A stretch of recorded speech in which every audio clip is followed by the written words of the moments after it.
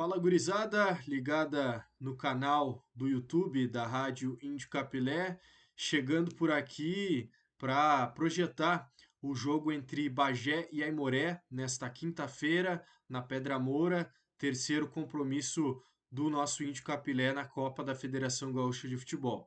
Mas antes de mais nada, te peço para te inscrever no nosso canal do YouTube, se ainda não fez isso. Cada inscrito a mais é muito importante para que a gente possa continuar o nosso trabalho de levar todas as informações e opiniões sobre o nosso clube esportivo Aimoré.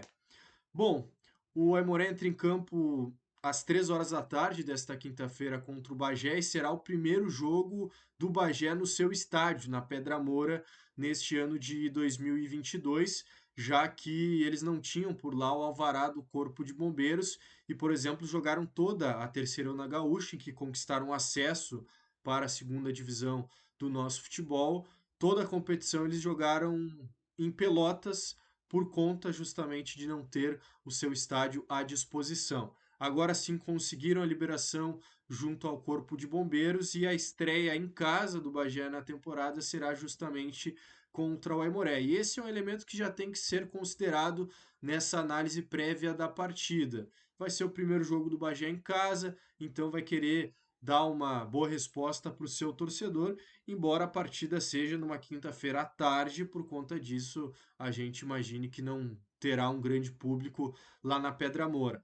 Mas não será um jogo fácil para o Aimoré, não. Não podemos nos enganar, porque o Bagé era uma equipe que estava disputando a terceirona. O Aimoré é um time de Série A de Gauchão e de Série D de Campeonato Brasileiro. Não entro muito nessa, até porque a gente viu as dificuldades que o Aimoré teve no último jogo contra a transição do Grêmio, e é um Bagé que vem motivado por ter conquistado o acesso, que goleou 12 horas na estreia pelo placar de 8-2 e que eu não tenho dúvida vai fazer uma guerra contra o Aimoré. Um clima hostil deve tentar ser criado por lá. Já fiz 2 jogos na Pedra Moura em que o Aimoré não ganhou, inclusive, então essa minha ausência na partida de amanhã em loco pode ser positiva por esse ponto de vista, mas presenciei nas duas ocasiões um clima hostil que realmente foi criado por lá. Numa das partidas, inclusive, algo lamentável que foi a presença de fezes de gato no vestiário do Aimoré. Eu espero que esse tipo de procedimento não se repita, essas práticas que deveriam ter ficado lá nos anos 80, 90, onde até poderia ser algo folclórico, mas que não cabem mais no século XXI e no ano de 2022. Então, acredito que vai acontecer tudo dentro da normalidade, mas o jogo não será fácil, porque o Bagé vai fazer essa guerra, essa final de Copa do Mundo contra o Aimoré. É um jogo importante para as duas equipes para fins de classificação. Lembrando que das 5 equipes só classificam 3 para a próxima fase e o 12 horas todo mundo vai golear, né? Então, na verdade, são 4 equipes. Aimoré, Bagé, Guarani e Grêmio brigando por 3 vagas. E o Aimoré já perdeu o primeiro confronto direto para o Grêmio. O Bagé vai ter o seu primeiro desafio contra essas outras 3 equipes mais fortes do grupo e vai tentar a vitória para chegar forte no clássico que tem o Baguá justamente no próximo domingo.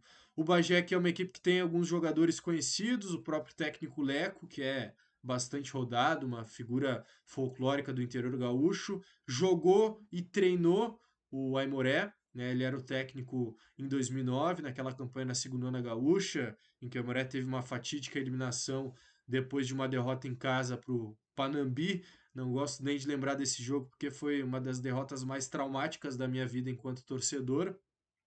Mas o Leco é um cara experiente, que conhece o Aimoré e que tem no seu elenco alguns jogadores experientes também. Dá para citar o Jean Roberto, que passou por aqui no início do ano passado, não foi bem, mas é um meia canhoto, que tem uma boa bola parada, tem uma boa finalização de média distância, então o Aimoré tem que estar atento com ele.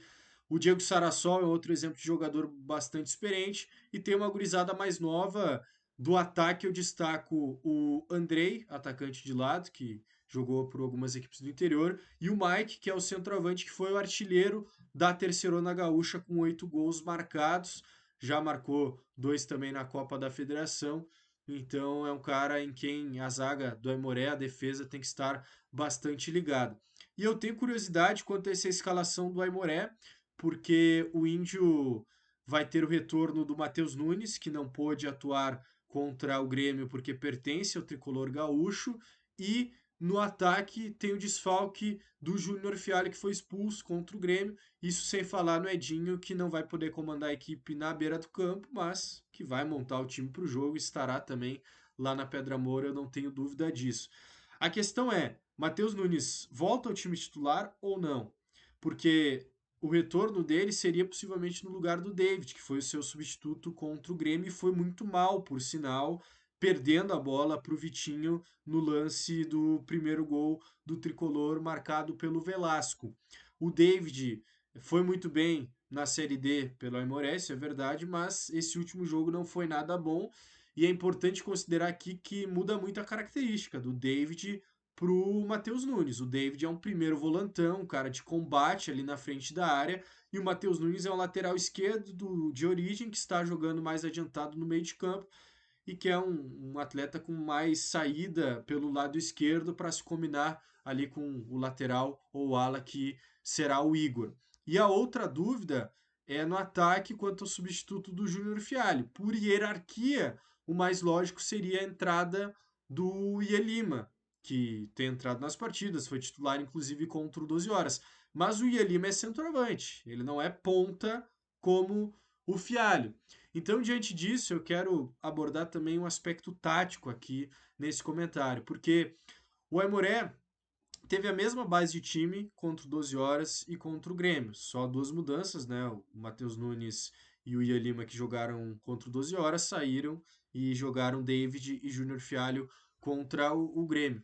Mas com essas peças que foram utilizadas contra o Grêmio, para usar como exemplo, o Aimoré pode jogar em dois esquemas. Pode jogar no 3-5-2, afinal tem três zagueiros, Milani, Rafael Klein e Guilherme Lacerda, ou pode jogar no 4-1-4-1. E aí, neste caso, que aconteceu no jogo contra o Grêmio, o Milani vira lateral e o Córdova, que no 3-5-2 é ala direito, ele vira um ponta pela direita. E o Córdova tem toda aquela questão de que a comissão técnica não quer mais utilizá-lo na lateral. Então, Córdova ou como ala ou como ponta. E essa escolha pelo esquema tático vai influenciar também na decisão sobre quem será o substituto do Fialho. Porque, vejamos, se o Ielima jogar, ele se sente mais confortável como um atacante, um centroavante ou então um segundo atacante, mas jogando por dentro. Não vejo o Ielima com essa característica de jogar pelo lado, recompondo. Então, pelas peças que a Moré vai ter para esse jogo e as melhores escolhas que o Edinho pode fazer, eu entendo que o melhor seja jogar efetivamente no 3-5-2, porque deslocar o Milani para a lateral prejudica o Milani, que é um bom zagueiro, mas como lateral não foi bem contra o Grêmio.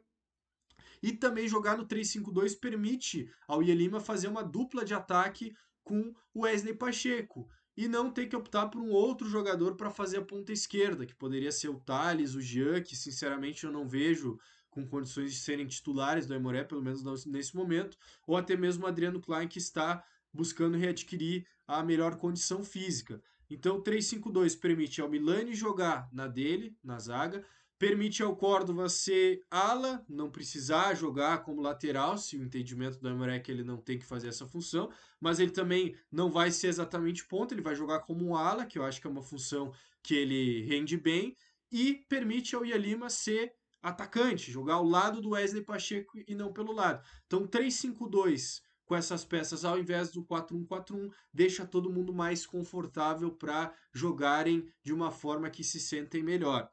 E principalmente, eu espero que a Aimoré esteja num dia melhor do que foi contra o Grêmio, porque foi realmente uma noite não, muita gente abaixo individualmente, caso do David, caso do Fabian Volpe, os zagueiros não foram bem.